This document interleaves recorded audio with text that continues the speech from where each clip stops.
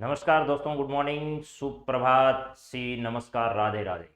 बसंती छिंप महाकाल का दीवाना अजय कुमार, बीके राजा, रूही, आप सभी मित्रों का हार्दिक स्वागत है आज की इस करंट अफेयर्स की क्लास में। Very good morning. जल्दी जल्दी फटाफट आप लोग जुड़िए, उसके बाद शुरुआत करते हैं आज की हमारी करंट अफेयर्स की इस बेहतरीन क्लास की, जिसमें हम लोग कुछ ऐसे महत्वपूर्ण सवालों पर आप लोगों से बातचीत करने वाले हैं जो सवाल आपकी परीक्षा की दृष्टि से बहुत इंपॉर्टेंट साबित होने वाले हैं। वो सभी क्वेश्चंस जो हैं वो आपके सामने अभी रखे जाएंगे, तो आप सभी मित्र जल्दी जल्दी फटाफट जुड़ जाइए कि भैया ये चीज़ें हमें याद करनी है। उन सभी विषयों पर हम लोग आज आपसे बातचीत करने वाले हैं। तो आइए अब शुरुआत करते हैं कुछ ऐसे ही सवालों को लेकर जो आपकी परीक्षा की दृष्टि से इंपॉर्टेंट साबित होने वाले हैं। हाँ जी, गुड मॉर्निंग सपना, मीना, किरण, सैंडी, सबको नमस्कार, राम राम, राधे राधे साहब। चलिए अब बातचीत की शुरुआत कर ही देते हैं बिना किसी देरी की। सबसे पहली कुछ बातें जो हमेशा से आपके सामने हम रखते आए हैं उसी तरह की बात है। कब तक आस लगाओगे तुम बिके हुए अखबारों से? कब तक आस लगाओगे तुम बिके हुए अखबारों से? कैसी रक्षा मांग रही हो दुशासन के दरबारों से? स्वयं जो लज्जाहीन पड़े हैं वे क्या लाज बचाएंगे? सुनो द्रौपदी, शस्त्र उठा लो, अब गोविंद नहीं आएंगे। इस बात का कहने का एक ही मतलब है मेरा कि भैया आप दूसरों से सहायता की उम्मीद करना छोड़िए और खुद अपने आप को संभाल कर अपने आप की सहायता खुद करने की कोशिश करिए, तो दुनिया की सारी ताकतें आपके साथ जुड़ने के लिए तैयार हो जाएगी। और बहुत ही अच्छी बात, सब लोग जानते हैं कि इतनी शिद्दत से मेहनत करो कि खुदा एक दिन खुद आपसे पूछे, बता तेरी रजा क्या है। तो इसी प्रकार की मेहनत आप लोग करिए। सिर्फ सपनों से कुछ नहीं होता है मेरे दोस्तों, सफलता के लिए प्रयासों को बहुत शिद्दत से करना पड़ता है, तब जाकर सफलता हासिल होती है। आजकल की ये ट्रेंड चल चुका है कि महीने भर तैयारी करने के बाद, एक महीने में बहुत तूफान मचा देने के बाद भी अगर नंबर नहीं आता है, लोग ये कहते हैं कि कुछ नहीं रखा, पढ़ाई में कुछ होता जाता तो है नहीं, इससे अच्छा तो कुछ और करें। तो मित्रों, एक महीने में अगर आप इतने बड़े मुकाम को हासिल करना चाहते हैं तो ये इतना आसान नहीं है जितना लोग समझते हैं, क्योंकि वो अंत एक महीने में ऐसा करना चाहते हैं। और आपको एक अगर लंबी परेड में, अगर आपको राजपथ पर परेड में हिस्सा लेना है तो आपको अपनी कदम ताल को बहुत अच्छे से और बहुत पहले से क्या करना पड़ेगा, तैयार करना पड़ेगा। तब जाकर आप राजपथ की उस परेड में अपने आप को साबित कर पाओगे कि हाँ, इस देश के लिए मैंने मेहनत की है और मैं इस काबिल हूं। तो चलिए आज की शुरुआत की कुछ बातें होने के बाद हम सीधे 18/2/2022 के करंट अफेयर्स के सवालों की शुरुआत कर देते हैं बिना किसी देरी के। इसी प्रकार की एक पंक्ति आपके लिए और भी लिखी गई है यहां पर, जरा देखिएगा वो भी क्या है। वो भी बहुत शानदार पंक्तियां हैं। सफल होने के लिए जिद्दी होना बहुत जरूरी है। अगर तुम चलने के लिए तैयार हो तो मंजिल तुम्हारे सामने झुकने के लिए भी क्या हो जाएगी, तैयार हो जाएगी। तो बस जरूरत किस बात की है? जरूरत इस बात की है कि आप सफलता के लिए जिद्दी रहे। ठीक है, तो ये ध्यान रखिएगा। हाँ जी रोहित जी, मिल जाएगा, कोई दिक्कत नहीं है। सफल होने के लिए जिद्दी होना बहुत जरूरी है। अगर तुम चलने के लिए तैयार हो तो मंजिल तुम्हारे सामने झुकने के लिए भी क्या है, तैयार है। तो अब बात करते हैं सवालों की, और पहला सवाल ही आपके स्क्रीन पर जो है वो आ चुका है। भारत का पहला राष्ट्रीय समुद्री सुरक्षा समन्वयक जो है, जिसे हम एनएमएससी के नाम से जानेंगे, किसे हाल ही में नियुक्त किया गया है, यह है आपको देखना है। सवाल आसान है और जवाब भी आसान ही है। आपको यह बताना है कि भारत का पहला राष्ट्रीय समुद्री सुरक्षा समन्वयक किसे नियुक्त किया गया है, उस व्यक्ति का आपको बताना है नाम। तो नाम बताइए क्या है उस व्यक्ति का। देखिए अजीत डोभाल साहब जो हैं वो एनएसजी है, हमारे नेशनल सुरक्षा एडवाइजर है। एनएसए क्या है? एनएसए है। कौन साहब? ये हमारे अजीत डोभाल साहब एनएसए हैं। इसके बाद हम बात किसके बारे में कर रहे हैं, यहां पर बात करें राष्ट्रीय समुद्री सुरक्षा समन्वयक को, और ये पहली बार ऐसा नियुक्त किया गया है, यानी एनएमएससी है, ये पद का ही नाम है एनएमएससी। ये भारत में पहली बार क्या किया जा रहा है, पहली बार नियुक्त किया जा रहा है, पहली बार नियुक्त किया जा रहा है। और इसका काम क्या होगा, भारत की जो समुद्री सुरक्षा है, समुद्री सुरक्षा, उस समुद्री सुरक्षा को क्या करना है, मजबूत और चाक चौबंद करने के लिए इस प्रकार के पद को सृजित किया गया और इसे नियुक्त किया गया है। यहां पर है जी अशोक कुमार, आर हरि कुमार, करमवीर सिंह। तो इसका सही जवाब मेरे मित्रों जी अशोक कुमार है। जी अशोक कुमार जो है वो पहले हमारे नौसेना में जो वाइस एडमिरल होता है उस वाइस एडमिरल के पद पर रिटायर हो चुके, पद से रिटायर हो चुके और उसके बाद पर इन्हें यहां नियुक्त किया गया। आर हरि कुमार हमारे नौसेना प्रमुख है। क्या है? नौसेना प्रमुख है। नौसेना प्रमुख कौन है? आर हरि कुमार हमारे हैं। इसके बाद करमवीर सिंह पूर्व सेना नौसेना प्रमुख हैं। क्या है?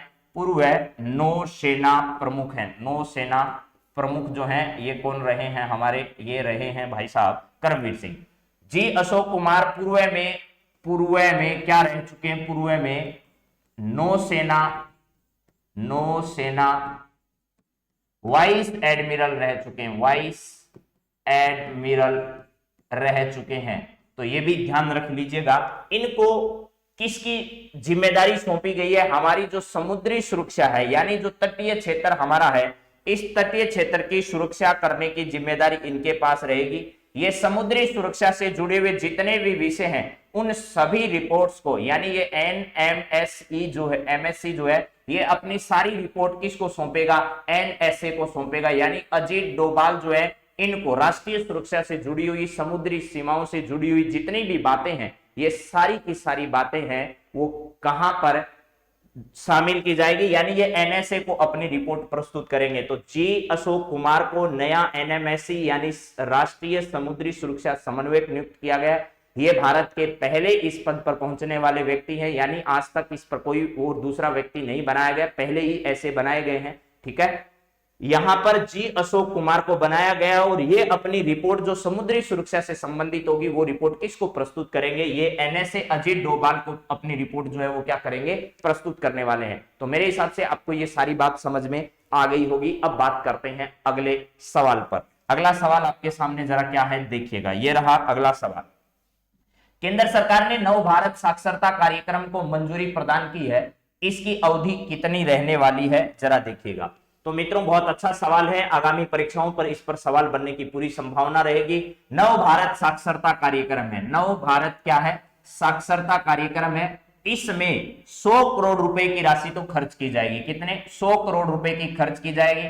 5 साल की इसकी अवधि रहेगी, 5 वर्ष की इसकी अवधि रहेगी, प्लस 15 वर्ष से ऊपर के जितने भी लोग हैं, 15 वर्ष से ऊपर की उम्र के जितने लोग हैं उनमें क्या करना है? साक्षरता दर को सुधारना है। साक्षरता दर को क्या करना है? साक्षरता दर को सुधारना, यानी प्रत्येक व्यक्ति को साक्षर बनने के लिए यह प्रयास करना है। तो नव भारत साक्षरता कार्यक्रम को केंद्र सरकार ने मंजूरी प्रदान कर दी है। इसकी अवधि कब से कब तक रहेगी? 22 से 25 तक, 22 से 27 तक, 22 से 32 तक, 22 से 30 तक।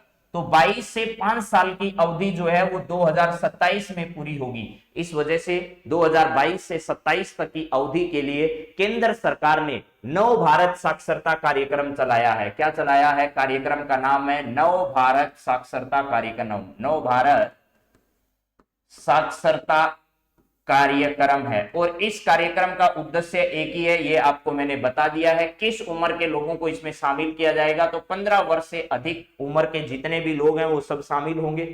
5 वर्ष की इसकी अवधि रहने वाली है। साक्षरता दर में सुधार करना इसका उद्देश्य है। और राशि कितनी खर्च की जाएगी? तो राशि आपके सामने बता दी है मैंने। इसमें 100 करोड़ रुपए की राशि जो है वो क्या की जानी है? खर्च की जानी है। और हमारे शिक्षा मंत्रालय जो है, शिक्षा मंत्रालय, केंद्रीय शिक्षा मंत्रालय के जो मंत्री हैं वो कौन है साहब? तो केंद्रीय शिक्षा मंत्रालय के मंत्री हमारे धर्मेंद्र प्रधान साहब है। धर्मेंद्र प्रधान जो हैं वो इस मंत्रालय के क्या है? मंत्री है। और अगर राजस्थान में बात की जाए तो राजस्थान में मेरे मित्रों कौन है? बीडी है, यानी बीडी कल्ला है जो है वो कहां से आते हैं? तो ये भी ध्यान रखना, बीकानेर से आते हैं। ये कहां से आते हैं? बीकानेर जो है यहां से आते हैं। बीकानेर के हैं कौन? बीडी कल्ला जी यहाँ से ये विधायक हैं। बीकानेर में 2 जो है विधानसभा क्षेत्र हैं, उस एक विधानसभा क्षेत्र से ये आते हैं। ठीक है, तो अब जरा समझ लीजिए इस सारी बातों को, आपके सामने है पूरा का पूरा अभियान नव भारत। आपको ज्यादा कुछ याद करने की जरूरत नहीं है मेरे दोस्तों, बहुत आसान सवाल करंट अफेयर्स के आते हैं। अगर आप शिद्दत से सब चीजों को समझने की कोशिश करो तो करंट अफेयर्स का कभी भी मामला हार्ड नहीं आता। इस सवाल में दो ही बातें परीक्षा में पूछे जाने वाली है। नव भारत साक्षरता कार्यक्रम की मंजूरी हाल ही में प्रदान की गई है, सरकार इस पर कितनी राशि खर्च करने वाली है, तो आपको जवाब देना है 100 करोड़ रुपए की राशि खर्च करने वाली है। प्लस इसके अंतर्गत कितने साल का कार्यक्रम होगा, तो 2022 से 27 तक होगा। 15 वर्ष से अधिक प्रकार के सभी लोगों को इसमें शामिल किया गया। बस इसके अलावा कुछ भी याद करने की जरूरत नहीं है। चलिए अगला सवाल जरा देखिएगा क्या। अगला सवाल मेरे मित्रों है आपके सामने यहां पर कि भारतीय रेलवे की सबसे लंबी सुरंग T49 है, जिसकी लंबाई कितनी है, जिसे उधमपुर श्रीनगर बारामूला रेल लिंक परियोजना के तहत बनाया गया है।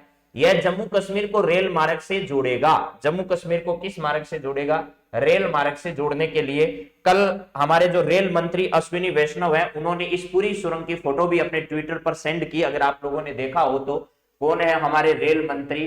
तो रेल मंत्री है अश्विनी वैष्णव। रेल मंत्री कौन है?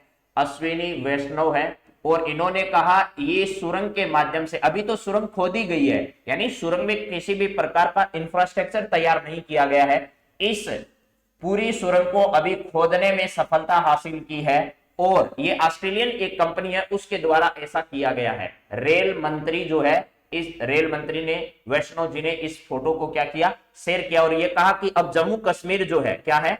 जम्मू कश्मीर भारत के अन्य इलाकों से रेल परियोजना से आसानी से जुड़ेगा। रेल परियोजना से क्या जुड़ेगा? आसानी से जुड़ेगा। तो यह कितनी लंबी जो है वो है आपकी सुरंग होगी? तो ध्यान रखना, लगभग मैंने 13 लिखा है, लेकिन एग्जैक्ट जो उन्होंने अपने ट्विटर में सेंड किया फोटो, उसमें उन्होंने लिखा है 12.75 किलोमीटर। कितनी? 12.75 किलोमीटर की भारत की सबसे लंबी रेल सुरंग होगी। लगभग अगर आए आंकड़ा ऐसे आए तो आपको 13 किलोमीटर कर देना है। वैसे एग्जैक्ट इसकी जो लंबाई है वो 12.75 किलोमीटर बताई गई है। तो इन सब बातों को ध्यान रखना। अश्विनी वैष्णव ने इस पूरी भारतीय रेलवे की सबसे लंबी सुरंग जो है वो कौन सी बन गई है? T49 बन गई है। T49 जिसकी लंबाई कितनी है ये आपसे पूछा गया सवाल में। तो लंबाई आपको बता दी, लगभग 13 किलोमीटर या 12.75 है, जिसे उधमपुर श्रीनगर बारामूला रेल लिंक परियोजना के तहत बनाया गया है। ये एक पूरी की पूरी परियोजना है जो कि उधमपुर, श्रीनगर और बारामूला को जोड़ने वाली लिंक परियोजना है। इसके माध्यम से जम्मू कश्मीर को रेल नेटवर्क से क्या किया जाना है? जोड़ा जाना है। अब बात करें जम्मू कश्मीर की, तो जम्मू कश्मीर वर्तमान में एक क्या है? यूटी है, यानी केंद्र शासित प्रदेश है। और यहां पर 2 केंद्र शासित प्रदेश बनाए गए, जम्मू कश्मीर और लद्दाख। लेकिन इसमें विधानसभा भी होगी, परिसीमन का काम पूरा कर लिया गया। जल्दी यहां पर विधानसभा के गठन की घोषणा की जा सकती है, क्योंकि आगामी राष्ट्रपति चुनाव से पहले मुझे ऐसा लग रहा है कि जम्मू कश्मीर में विधानसभा का गठन हो जाएगा, ताकि जम्मू कश्मीर विधानसभा के जो मेंबर्स हैं वो राष्ट्रपति के चुनाव में भी क्या कर सके? हिस्सेदारी ले सके। इसके लिए एक यहां पर है, आपको ध्यान रखना, जम्मू कश्मीर जो है यहां पर मनोज कुमार सिन्हा क्या है? सिन्हा साहब है, मनोज कुमार सिन्हा। ये यहाँ के क्या है? उपराज्यपाल है, उपराज्यपाल यहाँ के हैं। लेकिन आपसे पूछा जाए कि जम्मू कश्मीर के फर्स्ट उपराज्यपाल कौन रहे, तो आपको जवाब देना है जम्मू कश्मीर के पहले उपराज्यपाल मेरे मित्रों यहां पर रहे गिरीश चंद्र मुर्मू साहब जो है वो इस पद पर रहे। वर्तमान में ये CAG हैं, ठीक है। 148 से 51 नंबर के जो आर्टिकल्स हैं उसमें इसका उल्लेख बहुत अच्छे शब्दों में किया गया। और अगर आपसे पूछा जाए लद्दाख के पहले कौन है? लद्दाख और जम्मू कश्मीर का साथ ही पुनर्गठन किया गया, यानी जम्मू कश्मीर पुनर्गठन अधिनियम के माध्यम से ऐसा किया गया था, आपको यह ध्यान रखना है, ठीक है। 31 अक्टूबर 2019 को यह सब कार्य हुआ था और केंद्रीय गृह मंत्री अमित शाह ने यह सब जो है वो संसद में इसकी पूरी व्याख्या की थी। तो लद्दाख जो है यहां पर आपको याद रखना, राधा कृष्ण माथुर जो हैं ये यहाँ के पहले उपराज्यपाल और वर्तमान में भी हैं। ये यहाँ के क्या हैं? उपराज्यपाल है। ये सारी बातें आपको यहाँ ध्यान रखनी है। अगर यहाँ के मैप की अगर अपन बात करें तो देखिएगा, मैं एक मैप के माध्यम से आपको सारी बात यहाँ की समझा देता हूं, जरा देख लीजिएगा आप लोग इस बात को भी, कि जम्मू कश्मीर का पूरा इलाका अगर हमें देखना हो तो कैसे देखेंगे, जरा देखो भैया। यहां पर हम लोग जम्मू कश्मीर की अगर बात करें तो जम्मू कश्मीर में कौन कौन सी ऐसी बातें हैं जो हमें और ज्यादा अच्छे ढंग से नजर आ जाए, तो उस विषय पर भी मैं आपके सामने कुछ बात रख देता हूं, ताकि आपको ऐसा नहीं लगे कि भाई जम्मू कश्मीर की कुछ बातें और हो जाती तो ठीक रहता। जरा देखो, ये हमारा वर्तमान के जम्मू कश्मीर का मामला है। कल भी मैंने हालांकि बात आपके सामने रखी थी, लेकिन वो इतना क्लियर नहीं था। आज वाली बात एकदम स्पष्ट है। देखो, ये हमारा इतना इतना इलाका जम्मू कश्मीर को बहुत ढंग से समझिएगा, आपको क्लियर हो जाएगा कि हमारे पास आजकल क्या है, बाबा जी का ठुल्लू के अलावा कुछ नहीं है जम्मू कश्मीर में।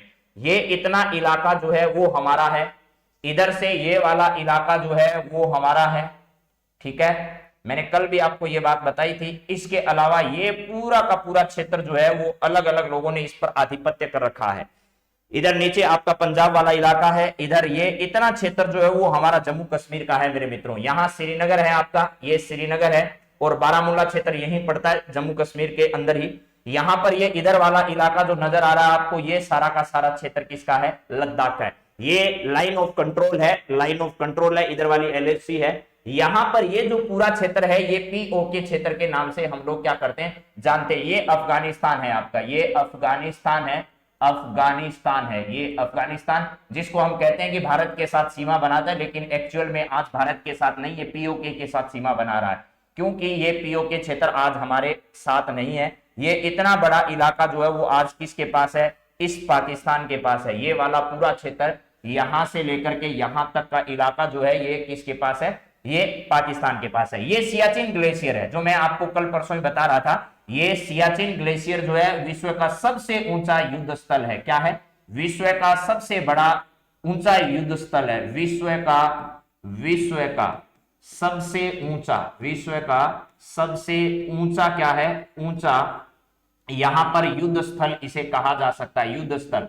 ऐसा क्यों हुआ, भारत और पाकिस्तान के बीच में इस प्रकार की बातचीत बन चुकी कि सियाचिन जो है यहां पर हमारे दोनों देशों के आपस में जो है वो सुरक्षा का जो खर्चा है, सैनिकों का जो खर्चा है वो बहुत ज्यादा होता है, क्योंकि इन परिस्थितियों में सैनिक रखना इतना आसान है नहीं। तो दोनों देशों ने आपस में बातचीत की, क्यों ना हमारी सेनाओं को हम वापस हटा लें तो हमारा खर्चा कम हो जाए। और भारत इस बात को मान गया कि भाई साहब कह रहे हैं तो मान लेते हैं, कोई दिक्कत नहीं है। तो अब हुआ क्या भाई, भारत ने भी हटा लिया और पाकिस्तान ने भी हटा लिया, लेकिन वैसे ही भारत ने अपने सैनिक हटाए, पाकिस्तान ने यहां पर अपना कब्जा जमा लिया। उसके बाद क्या था, भारत को जैसे ही पता चला, पाकिस्तानियों को खदेड़ खदेड़ कर मारा इस युद्ध के मैदान में। तो इस समय जो युद्ध हुआ, इसी वजह से विश्व का सबसे ऊंचा युद्ध स्थल यह बन गया उस समय। यहां पर इतनी ऊंचाई पर, इतनी बर्फबारी के क्षेत्र में भी भारत ने क्या कर लिया, इस पर अपना कब्जा जमा लिया वापस, और पाकिस्तान को यहां से मजबूर कर दिया। ये credited by the Pakistan and China है, ये पाकिस्तान और चाइना के साथ एक्यूपाइड है ये पूरा क्षेत्र। इधर भी सियाचिन का ये इलाका आज पाकिस्तान और चाइना के पास है, ये अक्साई चीन वाला पूरा का पूरा इलाका है। तो देखिए, भारत का ये वाला क्षेत्र चाइना के पास है, ये वाला पूरा क्षेत्र जो है वो किसके पास है, पाकिस्तान के पास है। आज की तारीख में भारत के पास सिर्फ हमारा जम्मू और कश्मीर और लद्दाख का इलाका जो है वो इतना सा ही बचा हुआ है, ये देख लीजिएगा। इसके बाद नीचे से यह जम्मू कश्मीर वाला इलाका जो है वो पंजाब के साथ सीमा बनाता है, इधर वाला आपका हिमाचल प्रदेश के साथ सीमा बनाता है, ये लद्दाख वाला इलाका। तो आज की तारीख में ये स्थिति है, आप लोग इसे बहुत अच्छे से देख सकते हैं, आपको खुद ही आइडिया हो जाएगा कि भाई हकीकत है क्या। वास्तव में बहुत बड़ा इलाका है ये पूरे पीओके वाला, यहाँ गिलगिट है, पाकिस्तान एडमिनिस्ट्रेटेड कश्मीर जो है वो ये वाला है, यहीं पर आपका बाल्टिस्तान क्षेत्र जो है वो पड़ता है। चलिए अब बात करते हैं अगले सवाल पर। अगला सवाल हमारा क्या है, जरा देखो। गैर अधिसूचित खानाबदोश और अर्ध घुमंतु समुदायों हेतु दिल्ली के अंबेडकर इंटरनेशनल सेंटर में सीड योजना किस मंत्रालय ने शुरू की है, उस मंत्रालय का नाम बताइए जरा, क्या है आप लोगों को यह बताना। गैर अधिसूचित है, क्या है, गैर अधिसूचित खानाबदोश अर्ध घुमंतु समुदायों के लिए दिल्ली के अंबेडकर जो सेंटर है, उस अंबेडकर सेंटर से क्या किया गया है, सीड योजना जो है, उस सीड योजना की शुरुआत की गई है। तो इस सीड योजना की शुरुआत किसके माध्यम से की गई है, यानी कौन सा ऐसा मंत्रालय है जिस मंत्रालय ने इसे शुरू किया है, ये बताइएगा। हाँ जी, तो चलिए अब जरा देखिएगा इसके बारे में क्या है सारी बात। गैर अधिसूचित खानाबदोश अर्ध घुमंतु समुदायों हेतु दिल्ली के अंबेडकर इंटरनेशनल सेंटर में सीड योजना, SEED, ये आपकी है सीड योजना। इस सीड योजना को किस मंत्रालय के द्वारा शुरू किया गया, तो इसका सही जवाब है सामाजिक न्याय व अधिकारिता मंत्रालय। और इस मंत्रालय में हमारे वीरेंद्र सिंह जो है ना, वीरेंद्र सिंह वो मंत्री हैं, वीरेंद्र सिंह। इनके द्वारा इस योजना को कहां से शुरू किया गया है, तो दिल्ली से शुरू किया गया। और दिल्ली में भी अगर जगह पूछे तो अंबेडकर भवन जो है आपका, अंबेडकर इंटरनेशनल सेंटर, क्या है, अंबेडकर इंटरनेशनल सेंटर जो है, इंटरनेशनल सेंटर, यहां से इसकी क्या की गई है, शुरुआत की गई है। गृह मंत्रालय हमारे किसके पास है, तो अमित शाह इस मंत्रालय के मंत्री हैं, आप लोग जानते हैं। प्लस इसके अलावा इनके पास सहकारिता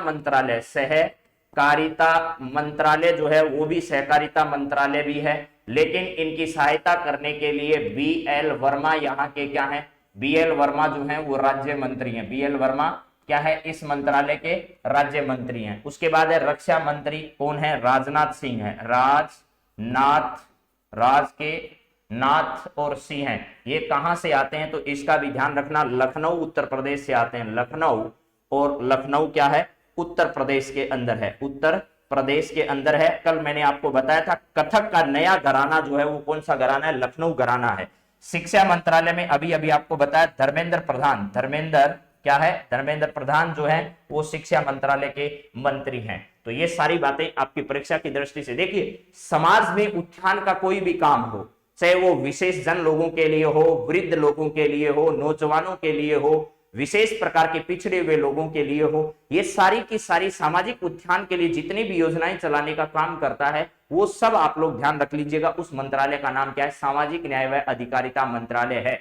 इस मंत्रालय के मंत्री वीरेंद्र सिंह है। पहले यह मंत्रालय किसके पास हुआ करता था, तो वर्तमान में कर्नाटक के राज्यपाल जो हैं उनके पास हुआ करता था। ठीक है, जो गहलोत साहब थे उनको यह मंत्रालय दे रखा था, बाद में उनको कहां भेज दिया गया, वहां कर्नाटक का राज्यपाल बनाकर भेज दिया। राजस्थान के सामाजिक न्याय व अधिकारिता मंत्री आपके लिए बहुत इंपॉर्टेंट है, जो कि टीकाराम जूली है, जो कि कहां से आते हैं, अलवर क्षेत्र से आते हैं। कहां से, अलवर क्षेत्र से आते हैं, वो आप थोड़ा ध्यान रख लीजिएगा। तो मैं यहां आपको लिख ही देता हूं ताकि आपको याद रहे।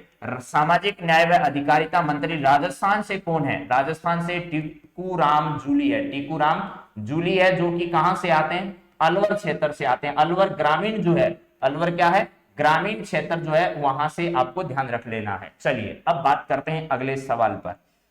अगला सवाल आपकी स्क्रीन पर आ चुका है। नीति आयोग किस भारतीय डिजिटल भुगतान वित्तीय सेवा कंपनी के सहयोग से फिनटेक हैकाथॉन, ओपन हैकाथॉन का आयोजन करने जा रहा है, ये बताइए। 2-3 सवाल यहां बनने वाले हैं। एक तो नीति आयोग है जिस पर अक्सर सवाल आ रहा है, भारतीय डिजिटल भुगतान और वित्तीय सेवा कंपनी है कौन सी, यानी डिजिटल पेमेंट करने वाली एक कंपनी का नाम बताना है, जिसके सहयोग से फिनटेक ओपन हैकाथॉन जो है इसका क्या किया जा रहा है, आयोजन किया जा रहा है। हैकाथॉन का मतलब सम्मेलन ही होता है। फिनटेक मैंने बता दिया फाइनेंशियल टेक्नोलॉजी होता है। क्या होता है, फिनटेक का मतलब आपको कई बार मैंने बताया, फिनटेक को 2 शब्दों से मिलकर बना है। एक का मतलब होता है फाइनेंशियल, ठीक है, फाइनेंशियल है, और टेक का मतलब क्या है, टेक्नोलॉजी है, फाइनेंशियल टेक्नोलॉजी जो है इससे जुड़ा हुआ सवाल आपके लिए है। फाइनेंशियल टेक्नोलॉजी जो शब्द है ये मिलकर फिनटेक बना है।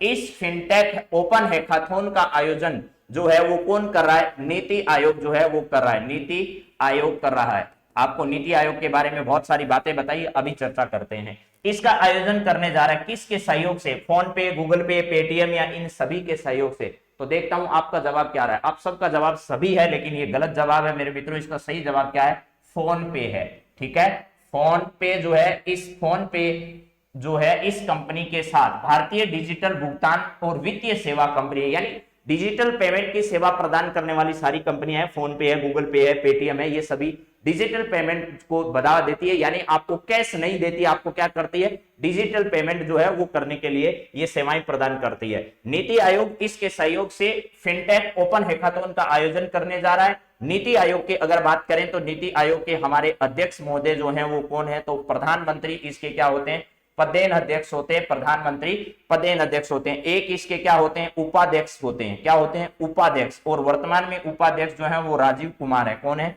राजीव कुमार इसके वर्तमान में क्या है, उपाध्यक्ष है। एक होते हैं इसमें सीईओ। सीईओ कौन होता है, तो सीईओ अमिताभ कांत का नाम आपने सुना होगा, अमिताभ कांत जो है वो सीईओ। राजीव कुमार के स्थान पर अगर आपसे पूछा जाए पहले उपाध्यक्ष कौन थे, पहले उपाध्यक्ष की अगर बात की जाए तो अरविंद पनगड़िया जो है, पनगड़िया ये आपको ध्यान रख लेना, अरविंद पनगड़िया इस पद पर पहले व्यक्ति थे।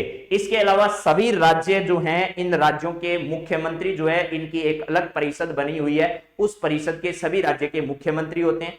सभी केंद्र शासित जो प्रदेश हैं हमारे, उस केंद्र शासित प्रदेशों के सभी राज्यपाल और उपराज्यपाल जो होते हैं, यानी यूटी के उपराज्यपाल जो हैं, वो इसके क्या होते हैं, सदस्य होते हैं। इसकी जो गवर्निंग काउंसिल होती है, उस गवर्निंग काउंसिल में ये सारे के सारे क्या होते हैं, सदस्य शामिल किए जाते हैं। प्लस इसमें जो पूर्णकालिक सदस्य भी होते हैं, प्लस इसमें विभिन्न प्रकार के आमंत्रित सदस्य भी इसमें क्या लेते हैं, भाग लेते हैं। 1 जनवरी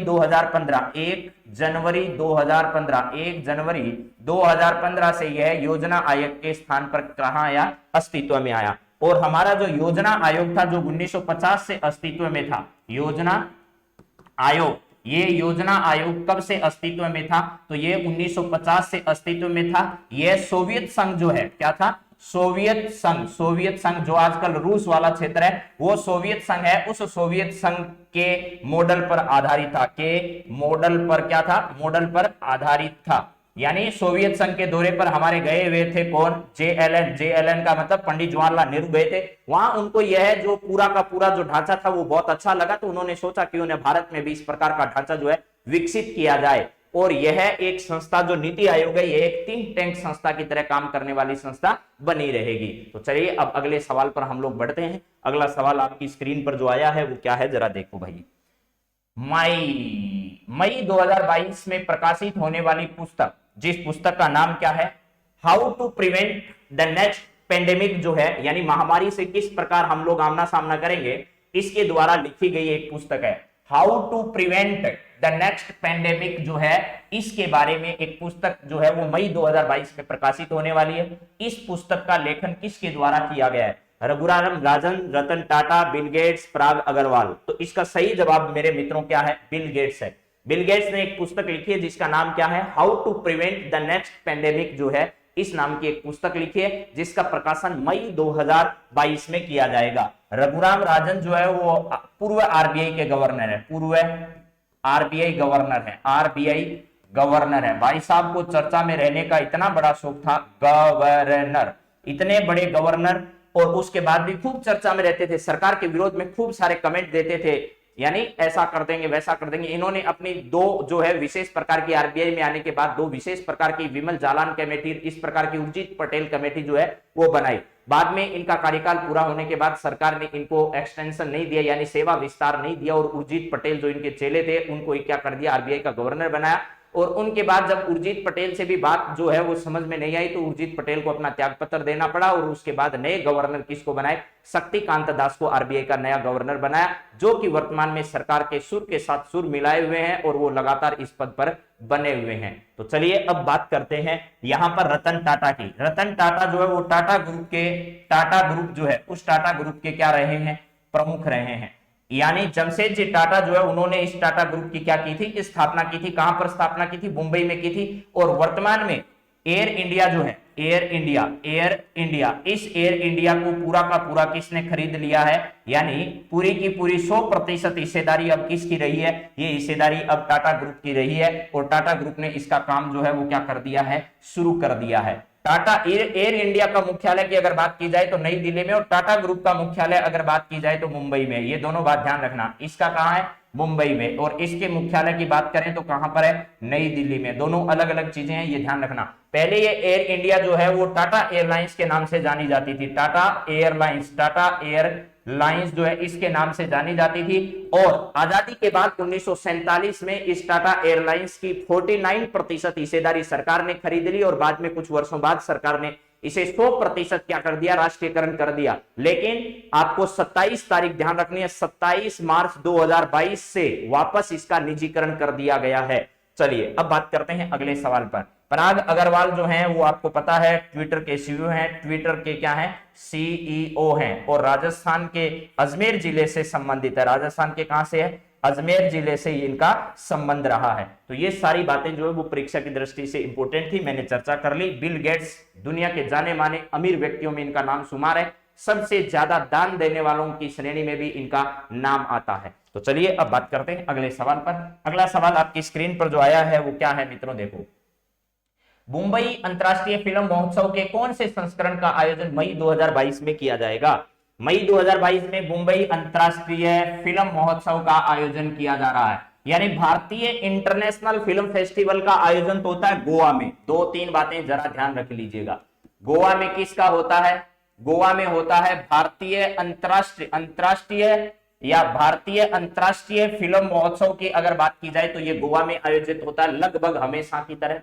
इस बार राजस्थान के जयपुर में भी राजस्थान फिल्म फेस्टिवल का आयोजन किया जा रहा है। राजस्थान फिल्म फेस्टिवल का आयोजन कहां किया जा रहा है? जयपुर में इसका आयोजन किया जाएगा। अब बात हम की कर रहे हैं किसकी? मुंबई इंटरनेशनल फिल्म फेस्टिवल की। तो मुंबई इंटरनेशनल फिल्म फेस्टिवल का आयोजन जो है वो कहां किया जाएगा? मुंबई में किया जाएगा। इसका आयोजन कब किया जाएगा? मई 2022 के अंदर किया जाएगा। और आपको यही बताना है कि इसका जो आयोजन होने जा रहा है यह इसका कौन सा संस्करण है। तो आप सभी मित्रों ने एकदम ढंग से इसको रट रखा है। ये इसका 7वां संस्करण होगा। कौन सा? 17वां, सॉरी 7वां नहीं, 17वां संस्करण इसका होगा। ये हमारा मुंबई जो तटीय क्षेत्र पर यहां पर पड़ता है, महाराष्ट्र की राजधानी है। ये आपका क्या पड़ता है? महाराष्ट्र है। और इस महाराष्ट्र की राजधानी यहां पर क्या है? आपकी मुंबई है। ठीक है। और ये आप रोजाना बताते हो कि मुंबई किस द्वीप पर स्थित है? देश की आर्थिक राजधानी है। क्या है?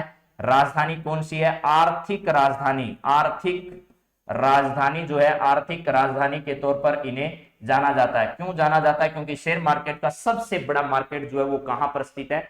ये यहां पर स्थित है। तो चलिए अब बात करते हैं आगे।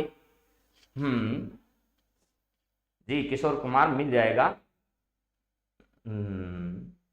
चलिए, यहां आर्थिक राजधानी, इसके अलावा फिल्म इंडस्ट्री जो है, फिल्म इंडस्ट्री का गढ़ भी इसे कहा जाता है। फिल्म इंडस्ट्री का गढ़ भी किसे कहा जाता है? मुंबई को कहा जाता है। अब एक नई फिल्म सिटी जो है उत्तर प्रदेश के नोएडा में उसका निर्माण किया जाएगा। नई फिल्म सिटी कहां बनेगी? उत्तर प्रदेश में बनने वाली है। तो चलिए अब अगली बात करते हैं। अगला सवाल आपके सामने हम रखें, उससे पहले थोड़ा मुंबई घुमाते हैं आपको। आ जाइए, मुंबई लेकर चलते हैं और मुंबई को देख लीजिएगा। उससे पहले मुंबई देखो तो ध्यान से देखना भैया। यहां पर मुंबई का नक्शा आपके सामने है। इसमें दादर नगर हवेली और दमन एवं द्वीप इनका विलय कर दिया गया है। दमन एवं द्वीप वाला जो इलाका है मेरे मित्रों, दमन एवं द्वीप का जो इलाका है वो तो आपको ध्यान रखना है कि कहां पर है। ये दमन एवं द्वीप का इलाका जो है ये गुजरात का ये वाला क्षेत्र, दमन एवं द्वीप, दादर नगर हवेली, ये तीन, ये दो वाले इलाके तो मुंबई, गुजरात और महाराष्ट्र की सीमा पर है। एक क्षेत्र यहाँ है। ये दादर नगर हवेली और दमन एवं द्वीप जो है इनको 26 जनवरी को, कब? 26 जनवरी को इनका क्या कर दिया गया था? विलय कर दिया गया था। विलय कर दिया गया। इन सब का विलय करने का मतलब है प्रशासनिक दृष्टि से इन सबको एक कर दिया गया। अलग अलग हैं तो हमें क्या दिक्कत आती है प्रशासन इनका चलाने में, लेकिन अब इनसे कोई दिक्कत नहीं आएगी। ये आपका महाराष्ट्र है और महाराष्ट्र की सीमा पर यहां पर स्थित है आपका क्या है? मुंबई है। महाराष्ट्र की सीमा गुजरात से लगती है, मध्य प्रदेश से लगती है, छत्तीसगढ़ से लगती है, तेलंगाना से लगती है और कर्नाटक से लगती है। और इधर गोवा के साथ भी इसकी सीमा लगती है। तो 1 number, 2 number, 3 number, 4 number, 5 number और 6 ऐसे स्टेट है जिनके साथ इसकी सीमा साझा होती है। कौन कौन से हैं? गोवा है, कर्नाटक है, तेलंगाना है, छत्तीसगढ़ है, मध्य प्रदेश है और गुजरात है। इस प्रकार की सीमा जो है इसको आपको ध्यान रखना है। तो 27वां फिल्म फेस्टिवल का आयोजन जो है वो यहां पर किया जाना है। 17वां फिल्म फेस्टिवल का आयोजन जो है वो यहां पर किया जाना है। 27वां नहीं, सॉरी 17वां फिल्म मुंबई फिल्म फेस्टिवल का आयोजन जो है वो कहां पर किया जाना है? मुंबई में किया जाना है। तो चलिए अब अगले सवाल पर बात करते हैं। अगला सवाल आपकी स्क्रीन पर क्या है? ट्रांसजेंडर समुदाय और भिखारियों के उत्थान के लिए स्माइल योजना या आजीविका और उद्यम संवर्धन योजना को किसके द्वारा लॉन्च किया गया है? तो सवाल का जवाब तो सवाल बोलने से पहले ही आ जाना चाहिए था आपको। क्या है? स्माइल योजना है। वही स्माइल जो राजस्थान में, ठीक है, स्माइल योजना राजस्थान में भी चलती है, लेकिन राजस्थान वाली और ये देश वाली योजना अलग अलग है। ये है स्माइल योजना। ट्रांसजेंडर समुदाय और भिखारियों के उत्थान के लिए, किसके लिए? ट्रांसजेंडर जो है, इस ट्रांसजेंडर और इसके अलावा भिखारी जो हैं, इन भिखारियों के उत्थान के लिए, भिखारियों के आर्थिक और सामाजिक उत्थान के लिए, यहां लिखा है आजीविका और उद्यम संवर्धन योजना। इसका पूरा नाम है, स्माइल का क्या नाम है? आजीविका और उद्यम संवर्धन योजना जो है इस योजना को किसके द्वारा लॉन्च किया गया है? तो यह योजना जो है वो अभी आपको थोड़ी देर पहले ही मैंने बताया था, इस योजना को सामाजिक न्याय व अधिकारिता मंत्रालय लॉन्च कर चुका है। सामाजिक न्याय वह अधिकारिता मंत्रालय, सामाजिक न्याय व अधिकारिता मंत्रालय, अधिकारिता मंत्रालय के द्वारा इसे क्या किया गया है? लॉन्च किया गया है। अधिकारिता मंत्रालय के द्वारा इसे लॉन्च किया गया है। और इस मंत्रालय के मंत्री जो हमारे हैं वो कौन है? वीरेंद्र सिंह है। वीरेंद्र सिंह जो है वो इस मंत्रालय के मंत्री हैं। तो इसका सही जवाब क्या होगा? वीरेंद्र सिंह इसका सही जवाब होगा। भूपेंद्र यादव वन एवं पर्यावरण मंत्री हैं। वन एवं क्या है? पर्यावरण, वन एवं पर्यावरण मंत्रालय के क्या है? मंत्री हैं। इसके अलावा इनके पास श्रम एवं रोजगार मंत्रालय भी है। श्रम एवं रोजगार मंत्रालय भी इन्हीं के पास है। यह सवाल ऐसा का ऐसा पूछा जा चुका है। अगर आपने पूर्ववर्ती परीक्षाओं के पेपर उठाकर देखे हैं तो यह पूछा गया है कि भूपेंद्र यादव जी के पास निम्न में से कौन से मंत्रालय हैं या कौन सा इसमें से सही है। तो आपको ध्यान रखना, उसमें दोनों ऑप्शन थे। एक मंत्रालय उसमें और दिया हुआ था, शिक्षा मंत्रालय। वन एवं पर्यावरण मंत्रालय, श्रम एवं रोजगार मंत्रालय और शिक्षा मंत्रालय। और उसके बाद नीचे ऑप्शन दिए हुए थे कि इनमें से ए, बी या बी, सी या ए, बी, सी तीनों या इनमें से कोई नहीं। तो ऐसा ध्यान रखना, दो मंत्रालय जिनके पास है उनको याद रखना है। नरेंद्र मोदी आपके प्रधानमंत्री हैं। चलिए, इसके अलावा अमित शाह के बारे में बात हो गई। हमारे गृह मंत्री और सहकारिता मंत्रालय इनके पास है। वीरेंद्र सिंह इनके पास सामाजिक न्याय व अधिकारिता मंत्रालय। राजस्थान की समाइल योजना जो है, राजस्थान जो है इसकी जो समाइल योजना है SMILE, ये जो समाइल योजना है इसका संबंध शिक्षा विभाग से, ध्यान रखना, इसका संबंध किससे है? शिक्षा विभाग से संबंध है। शिक्षा विभाग द्वारा कोविड-19 के दौरान व्हाट्सएप के माध्यम से चलाया गया देश का सबसे बड़ा ऑनलाइन कार्यक्रम था। क्या था? देश का सबसे बड़ा ऑनलाइन शिक्षा प्रदान करने वाला कार्यक्रम था। उसका नाम क्या था? स्माइल कार्यक्रम, जो कि पूर्ववर्ती परीक्षाओं में पूछा जा चुका है। अब चलिए अगले सवाल पर हम लोग बातचीत करते हैं। 9वां सवाल आज आपका सामने है। मालाबार हिल स्थित राजभवन के दरबार हॉल का उद्घाटन किसने किया है? देखिए, आपने अगर राष्ट्रपति भवन में स्थित दरबार हॉल का नाम सुना होगा तो आपको ये सारी बात समझ में आ जाएगी। हाल ही में मुंबई जो है, इस मुंबई के बारे में हमने अभी अभी सारी बात की है। इसमें स्थित है मालाबार हिल। यहां पर क्या है? मालाबार हिल स्थित है। यहां पर राजभवन में दरबार हॉल का उद्घाटन किया है। राजभवन, जैसे राष्ट्रपति भवन में दरबार हॉल है, ठीक उसी प्रकार का दरबार हॉल जो है वो यहाँ राजभवन में बनाया गया है। कहां पर? मुंबई में। इसका उद्घाटन किसने किया है? ये दरबार हॉल जो है वो किस काम आता है? किसी आदमी को अगर कोई शपथ वपथ का प्रोग्राम है, कोई पुरस्कार वितरण का कार्यक्रम है, पुरस्कार वितरण का कार्यक्रम है, पुरस्कार वितरण कोई कार्यक्रम है, या कोई संगोष्ठी आयोजित करनी है, संगोष्ठी आयोजित करनी है, इस प्रकार के राजभवन में होने वाले कार्यों के लिए एक हॉल सजाया जाता है, एक हॉल बनाया जाता है। जो राजभवन है मुंबई का, वहां पर दरबार हॉल बना है। ठीक ऐसा कैसा हॉल कहां पर बना हुआ है? दिल्ली के राष्ट्रपति भवन में भी बना हुआ है, वो भी दरबारा हॉल के नाम से जाना जाता है। ये आप ध्यान रखिएगा। तो हाल ही में इस मुंबई के दरबारा हॉल का उद्घाटन जो है वो किसके द्वारा किया गया? हमारे राष्ट्रपति रामनाथ कोविंद के द्वारा किया गया। रामनाथ कोविंद के साथ साथ भगत सिंह कोश्यारी का नाम आपने सुना होगा। भगत सिंह कोश्यारी, भगत सिंह कोश्यारी कौन है? भगत सिंह कोश्यारी, जरा बताइए। इसके अलावा आपने उद्धव ठाकरे का नाम भी सुना होगा। उद्धव ठाकरे, उद्धव ठाकरे जो है यहाँ पर सरकार में, सत्ता में है। ठीक है। इसके अलावा अजीत सिंह, ठीक है, अजीत सिंह, ये सब लोग जो हैं वो इस कार्यक्रम में उपस्थित रहे, जिसमें मुख्य आपको उद्धव ठाकरे, भगत सिंह कोश्यारी, इनके संदर्भ में ध्यान रखना है।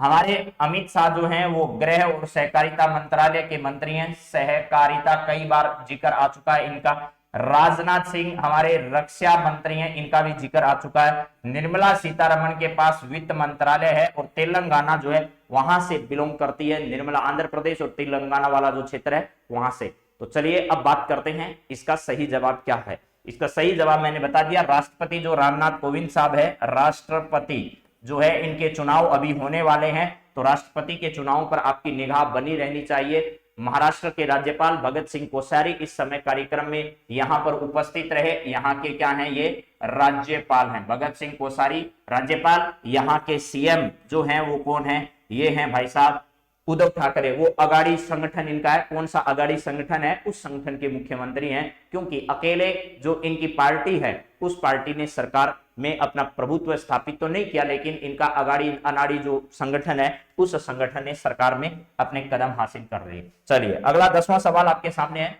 किस राज्य की विधानसभा के स्थापना दिवस व शताब्दी वर्ष समारोह में लोकसभा अध्यक्ष ने भाग लिया? 17 फरवरी 2022 को यह कार्यक्रम आयोजित किया गया। हमारे लोकसभा के अध्यक्ष कौन है? ओम बिड़ला जी। लोकसभा अध्यक्ष ये कौन साहब हैं? ये भाई साहब हैं हमारे ओम बिड़ला जी। क्या है? ओम बिड़ला।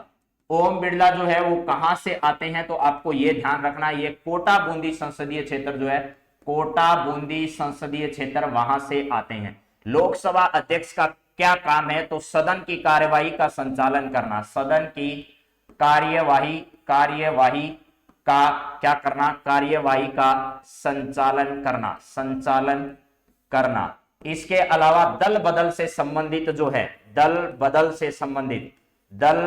पर संबंधित जो भी कानून है या फिर जो भी जितनी भी सही निर्णय करना है दल बदल का, वो भी किसके माध्यम से किया जाता है? वो कार्य भी आपके लोकसभा अध्यक्ष के माध्यम से ही होता है।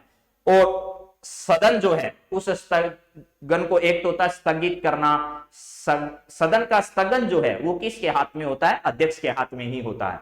तो ओम बिड़ला जी के बारे में ये बातें ध्यान रखनी है। राजस्थान से आने वाले पहले व्यक्ति हैं जो लोकसभा में अध्यक्ष बने हैं। किस विधानसभा के स्थापना दिवस और शताब्दी वर्ष समारोह में लोकसभा अध्यक्ष ने भाग लिया?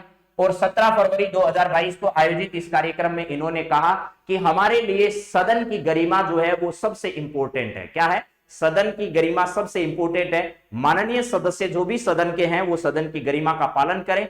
प्लस आजकल की हकीकत ये हो चुकी है कि जितनी विधानसभाएं हैं सारे के सारे सदन जो हैं वो कम से कम चर्चा करना चाहते हैं, सदन को ऐसे ही रखना चाहते हैं। तो यूटिलाइज, जनता के पैसे का इस्तेमाल करना है तो ज्यादा से ज्यादा सदन में अलग अलग विषयों पर चर्चा होनी चाहिए। मतभेद हो सकते हैं लेकिन मतभेदों का मतलब यह नहीं है कि आप सदन में चर्चा नहीं करें किसी विषय की। तो सदन की गरिमा और सदस्य जो है वो अपनी भाषा जो है उसकी गरिमा, दोनों पर सबसे ज्यादा विचार व्यक्त इस कार्यक्रम में इन्होंने किए थे। तो इसका सही जवाब जो है वो बिहार है। क्या है? बिहार जो है, यहाँ की विधानसभा जो है इसके स्थापना वर्ष पर भाग लिया था। और बिहार की विधानसभा स्थित कहां पर है? पटना में स्थित है। और यहाँ के सीएम जो है वो कौन है? नीतीश कुमार है। क्या है? नीतीश कुमार है। नीतीश कुमार जो जदयू के हैं, जदयू, ठीक है, जदयू। और बिहार से ही आते हैं लालू प्रसाद यादव, जिनको अभी चारा घोटाले में लालू प्रसाद यादव, क्या है जी? लालू प्रसाद यादव जी है। ठीक है, जरा देखो तो लालू प्रसाद यादव जी जो है इनको क्या हो चुका है? चारा घोटाले में, चारा घोटाला जो इन्होंने किया था, देख लीजिएगा, देर जरूर है लेकिन अंधेर नहीं है। एटलीस्ट बुढ़ापे में इनको, देखिए, बुरा कोई भी करो, करने वाले को ही सजा मिलेगी, चाहे उसका लाभ किसी ने भोगा हो। यानी आप अगर गलत कर रहे हो, किसके लिए कर रहे हो, इस चीज का कोई मायने नहीं है मेरे मित्रों। इसका मतलब आप जिन लोगों को लाभ पहुंचाने के लिए गलत कर रहे हो, सजा उनको नहीं मिलने वाली, सजा आपको ही मिलने वाली है। इसका मतलब गलत करने से पहले 1000 बार सोचें। तो यहां पर लालू प्रसाद यादव को चारा घोटाले में, प्लस इनके साथ 30-35 लोग और हैं जिनको अलग अलग वर्षों की सजा दी गई है, लेकिन लालू प्रसाद को आजीवन जो है वो इनको जेल जैसी सजा है ही। तो चलिए, इसके बाद राजस्थान में ऐसा कुछ नहीं है, गुजरात में नहीं है, हरियाणा में भी नहीं है। गुजरात में भूपेंद्र यादव है, राजस्थान में अशोक गहलोत जी है, और हरियाणा में खट्टर सरकार है। खट खट खट खट करने वाली सरकार जो है वो कहां पर है? खट्टर सरकार हरियाणा में है। तो चलिए अब अगले सवाल पर हम लोग बातचीत करें। नीतीश कुमार के संदर्भ में जरूर ध्यान रखिएगा, यहां पर क्या है? जदयू जो है इसकी सरकार है, बिहार के पटना में ऐसा हो रहा है। अब बात करते हैं बिहार की। बिहार का मैप भी आपको थोड़ा हम दिखाने की कोशिश करते हैं। अगर आप कुछ अच्छे से इस मैप को देख पा रहे हैं तो यहां पर आता है आपका बिहार। अब जरा बिहार को समझिएगा। यहां पर देखिए, नीचे वाली सीमा इसकी झारखंड के साथ सीमा साझा होती है। वैसे झारखंड इसी से अलग होकर बना है, आपको पता है। नीचे झारखंड जिसकी राजधानी रांची है, इधर वाली सीमा पश्चिमी बंगाल के साथ इसकी लगती है। लेकिन ध्यान रखना मेरे मित्रों, इसकी सीमा जो है वो किसके साथ नहीं लगती है? सिक्किम के साथ नहीं लगती है। कई लोग लगा देंगे। ऊपरी सीमा नेपाल के साथ लगती है और इधर वाली सीमा इसकी उत्तर प्रदेश के साथ। तो बहुत अच्छा सवाल बनता है बिहार के बारे में। उत्तर प्रदेश से सीमा है अंतरराष्ट्रीय सीमा इसकी किसके साथ लगती है, नेपाल के साथ लगती है। और इधर वाली सीमा की अगर बात की जाए, यहां पर इसकी राजधानी पटना है, इधर पश्चिमी बंगाल के साथ, नीचे झारखंड के साथ। तो एक राज्य है नीचे सीमा बनाता है वो झारखंड है, इधर वाली सीमा पश्चिमी बंगाल है, ऊपर वाली सीमा नेपाल है, और इधर वाली सीमा किसके साथ है, उत्तर प्रदेश के साथ सीमा साझा करता है। ये सब ध्यान रखना है मेरे मित्रों। बहुत अच्छे सवाल बिहार के संदर्भ में आपसे पूछे जा सकते हैं। बिहार की राजधानी क्या है, पटना है, जहां पर यहाँ की विधानसभा स्थित है, और विधानसभा के हाल ही में जो है वो स्थापना दिवस मनाया गया, और इसके शताब्दी वर्ष जो है वो भी यहाँ पर मनाया गया। तो चलिए अगले सवाल पर हम लोग बात करें। अब आ चुके हैं हम राजस्थान में प्रवेश कर चुके हैं, और गणियों ये राजस्थान है। क्या है ये, राजस्थान है। और राजस्थान में क्या क्या होता है ये अब बात करते हैं। मरु महोत्सव के संदर्भ में सत्य कथन आपको बताना है। मरु महोत्सव जो है इसके संदर्भ में क्या बताना है, सत्य कथन आपको बताना है। पढ़िए और सत्य कथन इसमें से आपको बताना है। तो दो बातें ध्यान रखना। मरु महोत्सव में मिस्टर पोकरण किसको घोषित किया गया था, एक तो याद रखना है मिस्टर पोकरण। मिस्टर पोकरण जो है वो किसको घोषित किया गया था, तो यहां पर मिस्टर पोकरण भरत बोहरा जो है, क्या है, भरत बोहरा। भरत बोहरा को मिस्टर पोकरण घोषित किया गया। इसके बाद मिस पोकरण किसको बनाई गई, मिस पोकरण। मिस पोकरण जो है वो किसको बनाया गया, तो मिस पोकरण निकिता राठौड़ को बनाया गया। किसको, निकिता राठौड़ जो है, निकिता राठौड़ को इस मिस पोकरण बनाई गई। इसके अलावा हमने बात की थी मिस मूमल के संदर्भ में जो पायल को बनाया गया। किसको, पायल को। Payal miss Moomal, miss Moomal. Miss Moomal किसको बनाया गया, तो पायल को बनाया गया। पायल ध्यान रखिएगा, ये बहुत सबसे ज्यादा इंपॉर्टेंट अगर मैं बात करूं तो मिस मूमल का खिताब सबसे इंपॉर्टेंट है इसमें। यहां पर है मिस डेजर्ट। मिस क्या है, डेजर्ट है, मिस डेजर्ट। मिस डेजर्ट किसको बनाया गया, तो तरुण शर्मा को बनाया गया। किसको, तरुण शर्मा जो है, तरुण शर्मा को मिस डेजर्ट घोषित किया गया। ये चार बातें आपको याद रखनी है। इसके साथ साथ जो अगली बातें हैं वो फिर आपके सामने लिखी गई है। उसके बाद लिखा है मैंने मरु महोत्सव 2022 के संदर्भ में सत्य कथन। मरु महोत्सव में इंडिया बुक ऑफ रिकॉर्ड्स में 2 रिकॉर्ड अभी दर्ज किए गए हैं। कितने रिकॉर्ड, 2 रिकॉर्ड जो है ये दर्ज किए गए हैं। किसमें, मरु महोत्सव, जिसका आयोजन कहां पर किया गया है, जैसलमेर में किया गया है। जैसलमेर, जैसलमेर का प्रसिद्ध दुर्ग आप लोग जानते हैं, स्वर्ण दुर्ग जिसे कहते हैं अपन, वो मरुस्थल का जहाज कहलाता है। ठीक है, यहां पर है इंडिया बुक ऑफ रिकॉर्ड में 2 रिकॉर्ड जो हैं वो अभी दर्ज किए गए हैं। इसके 2 record India book of record में दर्ज किए गए। ऊंटों की दौड़ के विजेता रहे हैं साहबदीन सगरों की बस्ती के, यानी सगरों की बस्ती जो है वहां के साहबदीन जो है वो क्या रहे हैं, आपके ऊंटों का जो दस्ता है उस ऊंटों की दौड़ के विजेता रहे हैं। और उप विजेता कौन रहे हैं इस ऊंटों की दौड़ की, सबसे ज्यादा अगर मनमोहक दृश्य किसी को कहा जाता है तो ऊंटों की दौड़, ऊंटों की परेड और ऊंटों के द्वारा यहां पर किए जाने वाले विभिन्न कर्तव्य जो हैं वो हैं। तो यहां पर ऊंटों की दौड़ के विजेता कौन रहे हैं, साहबदीन रहे हैं जो कि सगरों की बस्ती के हैं। और ऊंटों की दौड़ के विजेता हाकू खान जो कि गूंगों की बस्ती के हैं।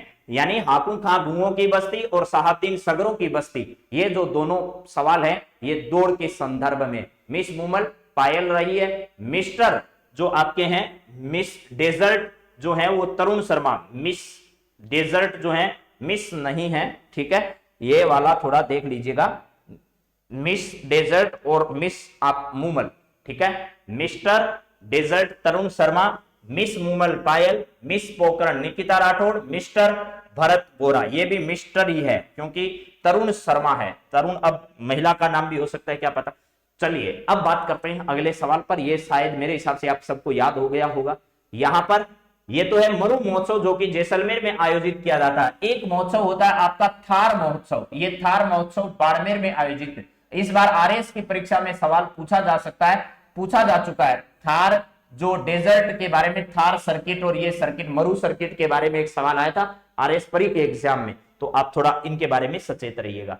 अगला सवाल देखिए क्या है। 25वें भारतीय पक्षी मेले का आयोजन कहां पर किया जा रहा है ये बताइएगा। पक्षी मेले का भी आयोजन होता है राजस्थान में, पतंग महोत्सव का भी आयोजन होता है राजस्थान में, ऊंट महोत्सव का भी आयोजन होता है राजस्थान में, और राजस्थान में मरु महोत्सव का भी आयोजन होता है, राजस्थान में थार महोत्सव का भी आयोजन होता है, राजस्थान में मारवाड़ महोत्सव भी होता है, और राजस्थान में मेवाड़ महोत्सव भी होता है। ये सब महोत्सव जो है वो राजस्थान की इस संस्कृति को रंग बिरंगापन प्रदान करते हैं। तो 25वें पक्षी मेले का आयोजन राजस्थान में कहां किया जाएगा? ये खींचन गांव जो जोधपुर है, ये कुरजा पक्षी के लिए प्रसिद्ध है। किसके लिए? कुरजा पक्षी जो होता है उस कुरजा पक्षी के लिए सबसे ज्यादा क्या है? प्रसिद्ध रहा है। फिर घना भरतपुर, ये भी पक्षियों के लिए। मानसागर झील जो है, मानसागर झील जयपुर इसका सही जवाब है। आप लोग अगर कभी भी गए हो आमेर के रास्ते, तो आमेर के रास्ते आपने जल महल का नाम सुना होगा। किसका नाम सुना होगा? जल महल। ये जल महल जो है यहां पर आए हुए पंडितों को ठहराने के लिए, ठीक है, यज्ञ के लिए आए हुए पंडितों को ठहराने के लिए इस जल महल का निर्माण करवाया गया था। आपको पता होगा, यानी पंडितों के रहने के लिए, पंडितों के रहवास के लिए इस जल महलों का निर्माण यहां पर करवाया गया था। उसी जगह स्थित है एक मानसागर झील। ये मानसागर झील का दृश्य जल महल के कारण बड़ा मनोरम हो जाता है। यहीं पर भारतीय पक्षी मेले का आयोजन राजस्थान में किया जा रहा है, जो कि जयपुर में स्थित है। केवलादेव भरतपुर में स्थित है। बहुत ही शानदार दृश्य केवलादेव का भी है, लेकिन मानसागर झील जयपुर इसका क्या होगा? सही जवाब होगा। ठीक है, तो चलिए अब बात करते हैं थोड़ी सी यहां पर इसके संदर्भ में। मानसागर झील कहां पर स्थित है? तो जयपुर में स्थित है। जल महल का इलाका जो है वो आमेर जाते हैं तो उस रास्ते में आता है। 25वें पक्षी मेले का यहां पर क्या किया जा रहा है? आयोजन किया जा रहा है। तो मेरे हिसाब से ये सब आपको याद रह जाएगा। यहां पर भरतपुर है, भरतपुर है। खींचन गांव कहां पर स्थित है? जोधपुर में स्थित है। चलिए अब बात करते हैं थोड़ी सी और अगले सवाल पर। अगला सवाल जो है वो राजस्थान से संबंधित है। राजस्थान राज्य आर्थिक पिछड़ा वर्ग बोर्ड का अध्यक्ष किसे बनाएगा? राजस्थान में राजनीतिक नियुक्तियों का दौर वर्तमान में जारी है और राज्य के मुख्यमंत्री ने कह दिया ये हम जो राजनीतिक नियुक्तियां कर रहे हैं, इन राजनीतिक नियुक्ति करने वाले लोगों को हम मंत्री का दर्जा प्रदान नहीं करेंगे। तो अब बनने का कोई मतलब नहीं रहा, बोर्ड के अध्यक्ष बनकर बैठे हो। पहले तो क्या है, इनको अगर मंत्री का दर्जा दिया जाता है तो इनके बहुत फायदे ही फायदे हैं। तो राजस्थान राज्य आर्थिक पिछड़ा वर्ग बोर्ड का अध्यक्ष किसे बनाएगा? लेकिन ध्यान रखना, मंत्री का दर्जा नहीं है, लेकिन काम मंत्री से कम भी नहीं है, यानी इनकी जो हैसियत है वो अब मंत्री के बराबर ही है। कृष्णा पूनिया राजस्थान राज्य क्रीड़ा परिषद जो है उसकी अध्यक्ष बनाई गई है। किसकी? क्रीड़ा परिषद जो है, इस क्रीड़ा परिषद की अध्यक्ष बनाई गई है। रेहाना रियाज चिश्ती जो है वो महिला आयोग जो है, महिला आयोग, उसकी अध्यक्ष बनाई गई है। इसके अलावा अनिल शर्मा इसका सही जवाब है। अनिल शर्मा को क्या किया गया? राजस्थान राज्य आर्थिक पिछड़ा वर्ग जो है, इस पिछड़ा वर्ग बोर्ड का अध्यक्ष बनाया गया। रामेश्वर डूडी को एग्रीकल्चर बोर्ड जो है, क्या है? एग्रीकल्चर बोर्ड जो है उसका क्या बनाया गया? अध्यक्ष बनाया गया। तो ये सारी बातें आपकी परीक्षा की दृष्टि से इंपोर्टेंट रहने वाला है। अनिल शर्मा है और रामेश्वर डूडी है, रेहाना रियाज है, कृष्णा पूनिया है। ये सब परीक्षा की दृष्टि से अच्छे सवाल हैं, इनको जरूर ध्यान रख लीजिएगा। चलिए अगला सवाल देखिएगा क्या है राजस्थान से संदर्भ में। राज्य का पहला होम्योपैथी कॉलेज कहां खोला जाना है? पहली बात तो राजस्थान का पहले से ही होम्योपैथी कॉलेज जो है वो क्या कोई चल रहा है क्या? ठीक है, ये भी ध्यान रखना। और इसके अलावा अगर दूसरे की बात करें तो राजस्थान में पहला होम्योपैथी कॉलेज कहां खोला जाना है? जयपुर में, अजमेर में, बाड़मेर में, जोधपुर में। हालांकि इससे पहले भी चर्चा चली है, लेकिन अभी वो भी मूर्त रूप में संपन्न नहीं हो पाया है। तो राजस्थान में नया होम्योपैथी कॉलेज आप लोग कह सकते हो। ठीक है, पहले की बजाय क्या कह सकते हो? इसे नया कह सकते हो, क्योंकि पहले से एक की चर्चा चल रही है जो कि कहां पर? जयपुर में। अभी नया कहां खोला जाएगा होम्योपैथी कॉलेज? जो कि आपके जोधपुर में खोला जाएगा। कहां पर? जोधपुर में नया होम्योपैथी कॉलेज जो है वो खोला जाना क्या किया गया है? प्रस्तावित किया गया है। ये ध्यान रखिएगा, राज्य का नया होम्योपैथी कॉलेज कहां खोला जाएगा? तो जोधपुर में खोला जाएगा। ये बात थोड़ी आप लोग ध्यान रखना। इसके अलावा राजस्थान में बात की जाए, राजस्थान में आपने कई प्रकार के लोक नाट्यों की कहानी सुनी होगी। इसको थोड़ा मैं रिवाइज करा देता हूं आपको। शेखावाटी जो क्षेत्र है, यहां पर एक का लोक नाट्य है जिसको कहा जाता है शेखावाटी ख्याल। क्या कहा जाता है? शेखावाटी ख्याल के नाम से जाना जाता है। और शेखावाटी की जो ख्याल है, लोक नाट्य है, ये क्या है? लोक नाट्य। लोक नाट्य जो है उनमें इनका महत्वपूर्ण स्थान है।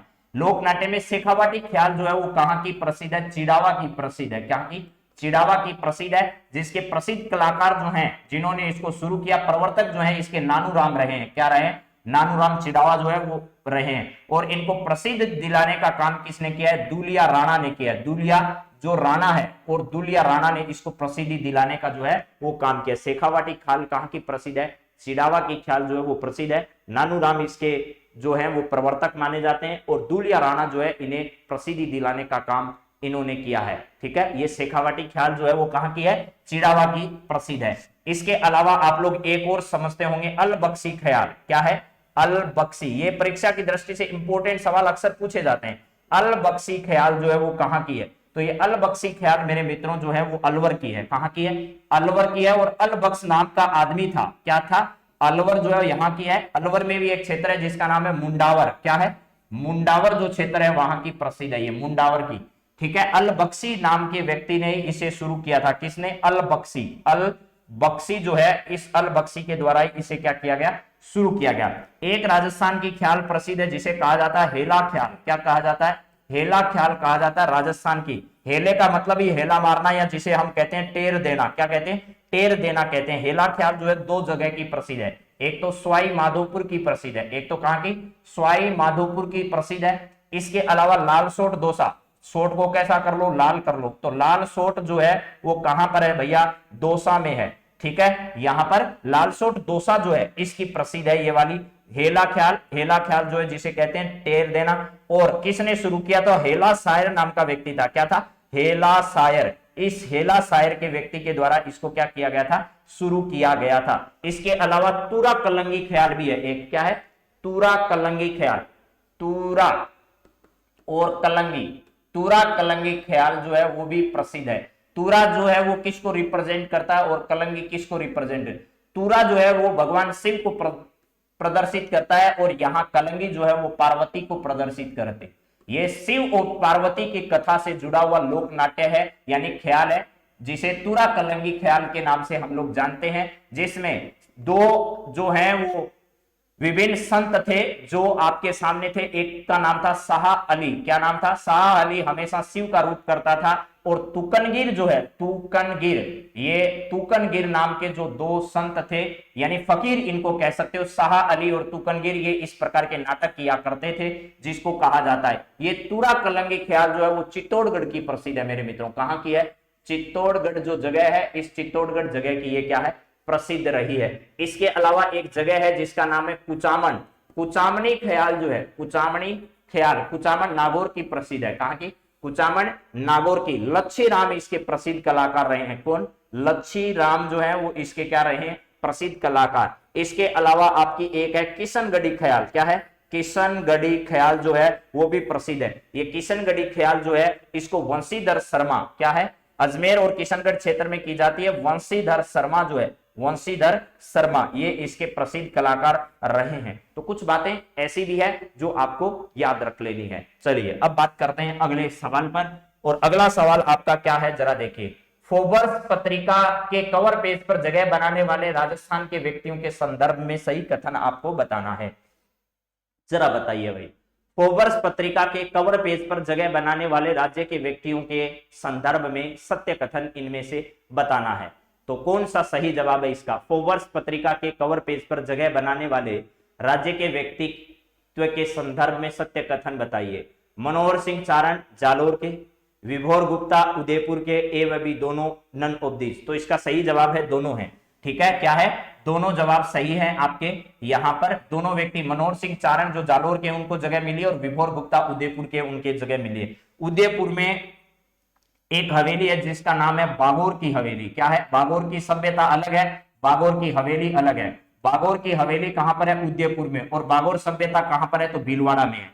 बागोर की हवेली में विश्व की सबसे बड़ी पगड़ी जो है, विश्व की सबसे बड़ी पगड़ी कहां पर स्थित है, तो ये ध्यान रखना, उदयपुर की बागोर की हवेली में विश्व की सबसे बड़ी पगड़ी जो है वो स्थित है। लेकिन बागोर सभ्यता जो है, क्या है, बागोर की सभ्यता भीलवाड़ा में। बागोर की सभ्यता, बागोर सभ्यता ये कहां पर है, बागोर सभ्यता ध्यान रखना ये है आपकी भीलवाड़ा में। भीलवाड़ा में बागोर की सभ्यता है।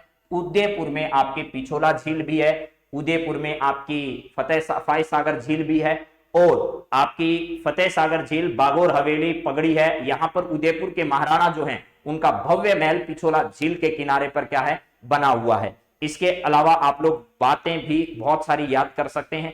जयसमंद झील जो है वो मानव निर्मित सबसे बड़ी झील है। कौन सी झील, जयसमंद झील। जयसमंद झील, जयसमंद झील जो है वो मानव निर्मित सबसे बड़ी झील है। क्या है, मानव निर्मित, मानव निर्मित सबसे बड़ी झील कौन सी है? तो जयसंबंध झील आपकी है। मानव निर्मित सबसे बड़ी झील, सबसे बड़ी झील कौन सी है? तो सबसे बड़ी झील आपकी जो है वो है जयसंबंध झील। ये आप लोग थोड़ा ध्यान रखिएगा, ठीक है। चलें आगे। और पिछोला झील वो है जहां पर सौर संचालित नाव है। क्या है? उदयपुर की पिछोला झील में, पिछोला झील जो है यहां पर क्या है? पिछोला झील में सौर ऊर्जा संचालित नाव, सौर ऊर्जा संचालित नाव, सौर ऊर्जा संचालित नाव, संचालित नाव है, संचालित नाव। लेकिन सौर दूरबीन संयंत्र भी यहां है, सौर ऊर्जा संचालित दूरबीन जो है, दूरबीन ये भी यहां पर क्या है? लेकिन ये सरकार मानने को तैयार नहीं है। आरपीएससी जो है कई बार इस प्रकार के सवाल पूछ चुकी है, लेकिन हर बार इसे डिलीट करना पड़ता है। जालोर का जीरा प्रसिद्ध है, जालोर का क्या प्रसिद्ध है भैया? जीरा प्रसिद्ध है जालोर का, ये ध्यान रखना है। अब बहुत सारी बातें मैं और करना चाहता हूं, लेकिन समय की सीमाओं को ध्यान में रखते हुए अब हमें क्या करना पड़ेगा? आज की कथा को यहां विराम देना पड़ेगा। अगली कथा में वापस आप सभी के साथ मिलेंगे, मुलाकात करेंगे कुछ नए सवाल, कुछ नए तथ्यों पर। तब तक आप सभी का दिन मंगलमय हो, ऐसी मैं आशा और आकांक्षा करता हूं कि आप जल्द ही बहुत अच्छे से तैयारी करें और लगातार जीवन में सफलता हासिल करते हुए आगे बढ़ते जाएं। Have a nice day. Thank you मित्रों।